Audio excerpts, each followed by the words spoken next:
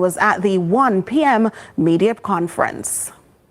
The media briefing, which commenced at 1 p.m., was a nod to Prime Minister Dr. Andrew Holness's new moniker, 1 p.m., translating to One Prime Minister, a slang that sent shockwaves through the 2025 election campaign period. Thursday, the GLP reaffirmed its victory, addressed key seats, and highlighted a new surge of women in Jamaican politics. We are elated. We believe, and we have believed all along, that we were and still are the best option of the two entities that competed. We believe that we are up to the task and we are ready to do the work on the ground for our country to improve the lives of each Jamaican, each and every Jamaican. Up to last night, it was a competition between political organizations. Today, it is a government that is committed to all of Jamaican, every single Jamaican. And while Dr. Tufton reassured his confidence in the party that spent the last few months urging citizens to choose Jamaica, Mina Johnson-Smith spoke on the seats that are under close scrutiny, including possible magisterial recounts. But she remained confident about the 34 seats the GLP secured, seats she says are unlikely to shift. There are some seats that we'll be looking at more closely. Clearly, Central Kingston and Southeast St. Mary won and lost by 12 and 11 votes. Based on the preliminary, we'll be looking at those counts very closely. The manifesto chair also addressed the highly anticipated East Portland seat, lost by JLP candidate Anne-Marie Vaz, a result that had the internet buzzing and sent social media into a frenzy. We'll be looking at those counts very closely. We're looking also at seats such as Portland Eastern and St. James Southern in respect of the results which perhaps were unanticipated in respect of the numbers that we had, and therefore we believe need to be looked at more closely as we go through what is a part of the democratic process. We're quite confident, however, that the 34 seats which the Jamaica Labour Party won, we won them outright, and therefore they are unlikely to shift. And we therefore are in a mode of looking at what can be added as opposed to moving any other direction.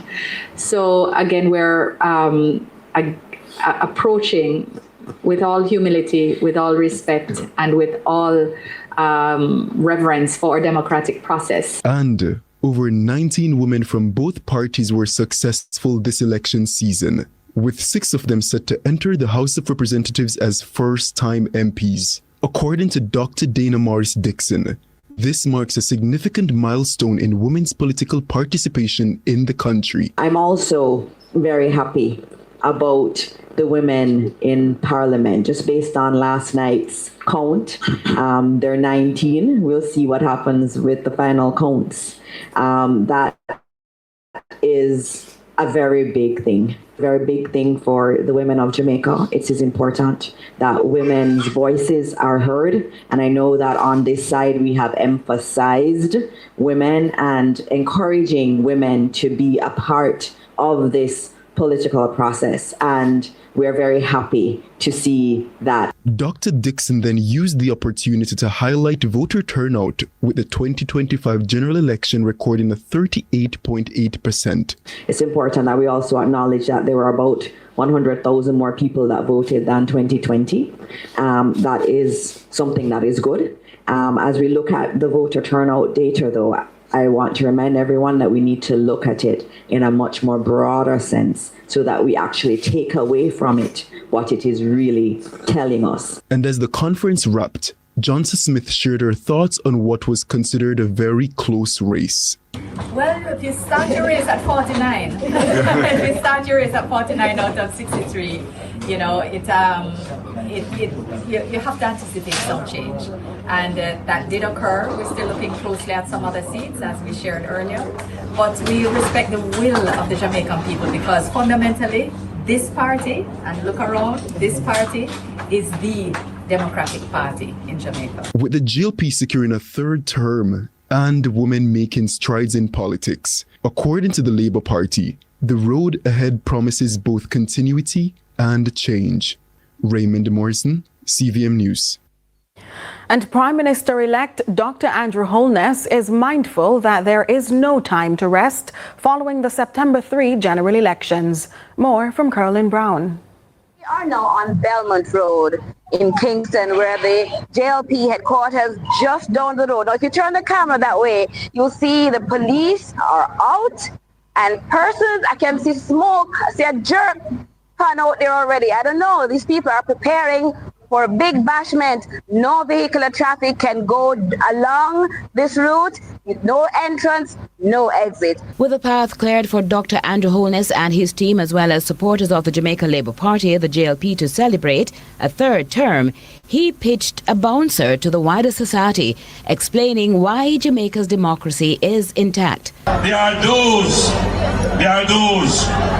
who are trying to seed a view that the mere fact of a third term is a threat to democracy. There are those who are trying to carry the idea that regardless of how well a government performs and merits to be re-elected, it shouldn't happen because somehow that is a threat to democracy. Well, today has dispelled that because we went through the toughest battle in any democratic society in the region to stand here and say we will be in the government for the third time. As he continued to involve the committed and the uncommitted, vowing to protect the democracy, Dr. Holness said there were some things that must be said.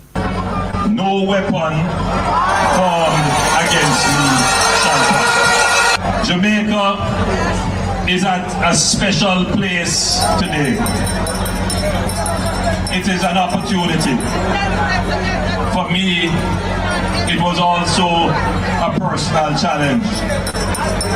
And I would just like to say, when you face challenges and you look for the opportunities, rise to the occasion. Look at yourself. They know you're strong. No one can stop you.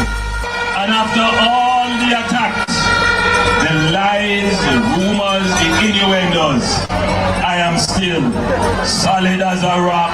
They just can't stop me now. To the bread and butter issues, he says the prosperity on offer will differ. And so with Jamaica's potential to be realized, yet missed for decades, the team must focus on addressing the needs of the people. The story of Jamaica is that we have done so much as a country, but we could have done so much more.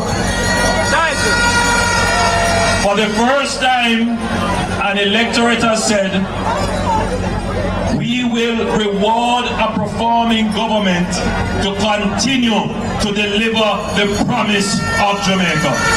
With a win based on merit, he pledges not to be comfortable in victory, but to continue to use the momentum and accelerate the development and growth of the country, but not before renewal. We will be rebuilding, refreshing, renewing, and preparing to be a credible alternative to the opposition for the fourth term of a Jamaica Labour Party government.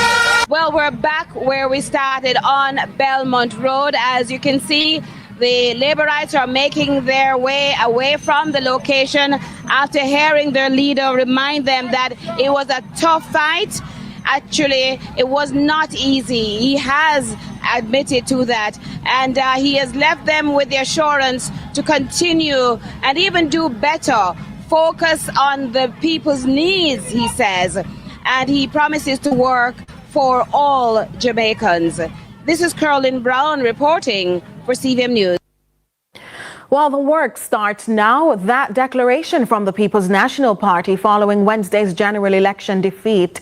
While party officials have seemingly conceded, their supporters remain unconvinced. Amoy Harriet was at the party's headquarters Wednesday night as the election results rolled in. It was an evening that began with celebrations, a shared feeling of confidence among supporters at the People's National Party headquarters even before counting began. The counting started, and as the numbers shifted between the PNP and the JLP, the energy on location shifted with it. 1993, I believe it was 60%. Thereabout. So 0.28. As the final counts rolled in, some supporters had already seen enough. Some told us the votes weren't properly counted. That election are not fair. PNP win it. But Master God not sleep. And anything with them do, God are going to reveal it. Mark Goldman, they don't win. They're going to go to court. For the candidates, for us, it's a difficult night. This is not an easy speech to make. You know, one wasn't hoping for a result which is not success. And it means that the government will get its third term and we will have as a nation to deal with that going forward. But the People's National Party, I'm happy to tell you, is alive and well. PNP President Mark Golding touted what he described as solid plans put forward by his party. It was a truly progressive platform, a platform that offered a radical reform to the land tenure issues that have plagued this country for centuries.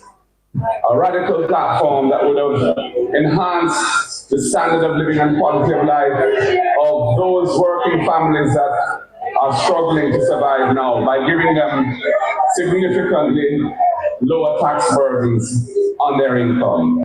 And as the General Secretary said, the work begins right away to prepare ourselves for the next opportunity to offer ourselves to serve the nation in government.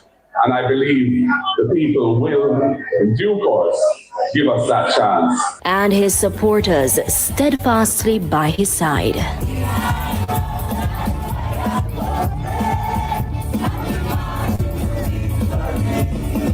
Amoy Hara reporting for CVM News.